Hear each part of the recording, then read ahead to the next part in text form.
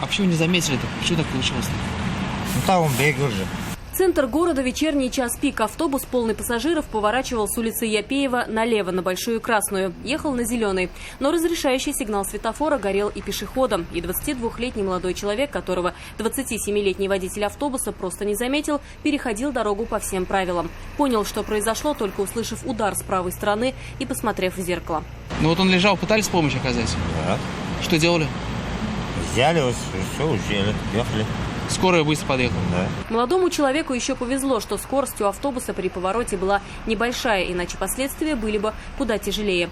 Приехавшие на место врачи, осмотрев пострадавшего, приняли решение о его госпитализации. И в больнице у него диагностировали ушиб головного мозга. А стаж большой у вас? Водительский? Да. Сколько? Ну, почти год.